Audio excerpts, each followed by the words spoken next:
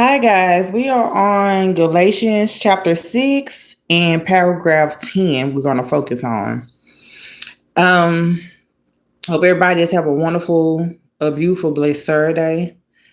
God has laid on to my spirit today. Just to start off, today I went to Waco, Texas with my patient and her church family.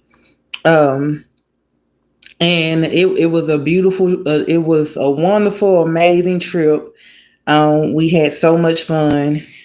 Excuse me, guys. We had so much fun and enjoyed ourselves and things. But what I wanted to just start on the topic because when you are a warrior guy, when you are a chosen one, it's gonna be things that I'm gonna say that people are not gonna like. People are not going to agree to,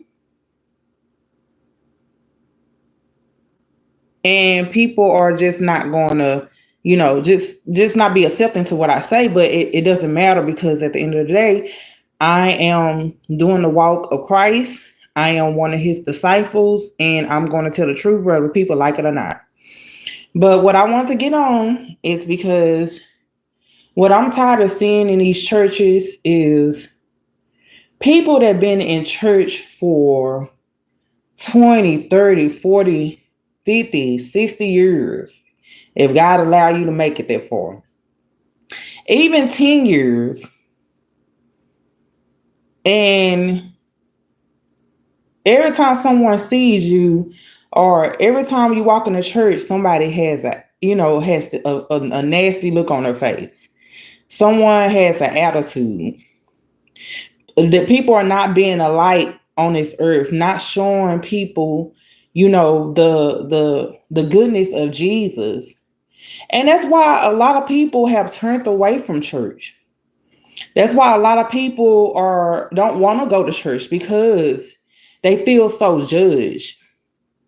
They feel like, okay, this is where, I'm trying to escape the world. I'm trying to escape all this toxic stuff, all this drama, this evilness. This is supposed to be where I come and peace supposed to be. And this is where a lot of, drama and the chaos is. And it's like, I might as well just stay in the world. What's the point of me coming to church and the church folks is acting like the world? The church folks got attitudes and mean mugging you and things like that. Soon as you walk into the door. And I speak on that because it's certain things I saw on this trip today that I was like, and God just putting on my spirit that, I just had to make this video. It has to start with us, guys. It has to start with the church. It has to start with the believers. If you claim you are a believer of Christ and you walking with God, like I understand you just now coming to church, you just now getting to know God, and because he comes after the sick. But if you've been following God for 10, or you claim you've been following God for 10, 20, 30, 40 years, and you still acting the same way, you still haven't made no change within yourself, how can we make a change on this earth? How can we get non-believers? How can we get people on their way to hell to God if we ain't got it right? If we're not making a example of Jesus Christ.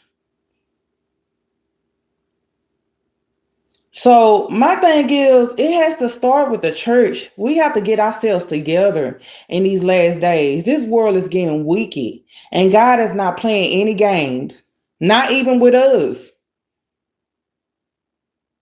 We have to start getting it right to save this world, to save souls.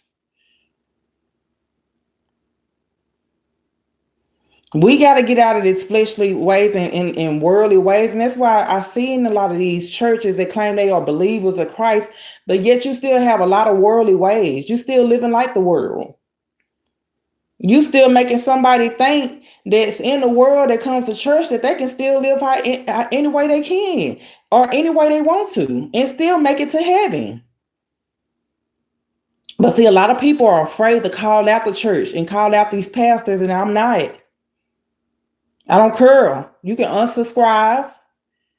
You don't have to watch my lives. You don't have to watch my posts, but the truth will be told.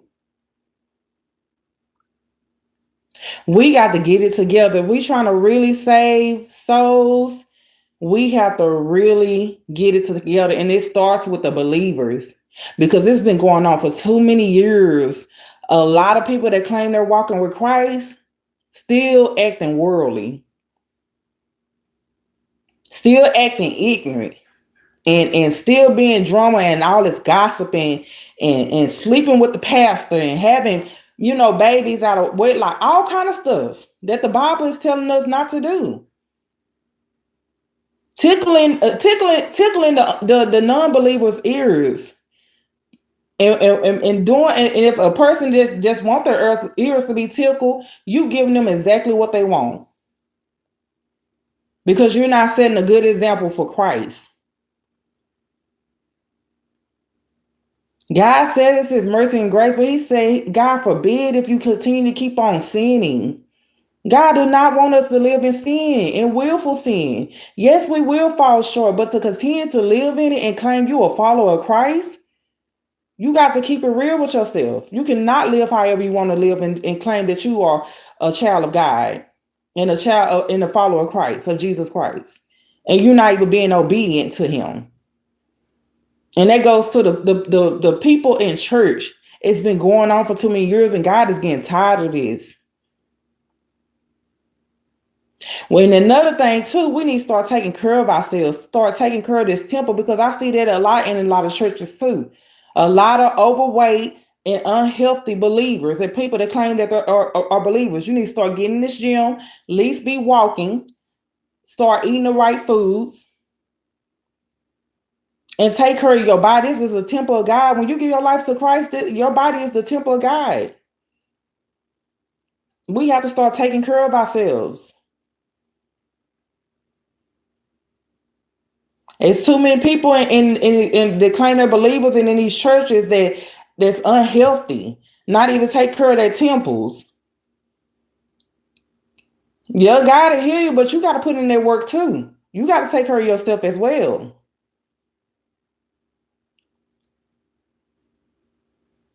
But once again, guys, it has to start with us. And I'm on chapter 6 and paragraph 10. It has to start with us: the love, the kindness, the acceptance. It has to start with the church. It has to start with the believers, so we can gain souls, so we can get people to Christ. Because if they seeing the same thing they seeing in the world, it's like, what's the point of going to church? What's the point of following Christ if the people that claim that they're following Christ? But it says the fruits will show itself. So people need to be not to be so quick to say that they're followers of Christ when they know they're not setting the right example for Christ.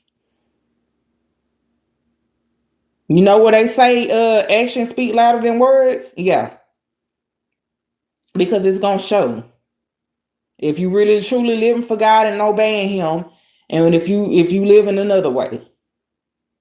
So once again, these churches, pastors, everything has to get it together if you're really trying to live for Christ. Because a lot of people don't like to call out the churches, but I am. A lot of people don't like to call out these pastors, but I am. A lot of people don't like to call out these people that claim they are believers of Christ, but I am. So you guys have a wonderful, blessed day. Live for God. If you're going to live for Him, if you're going to live for Him, be obedient to Him.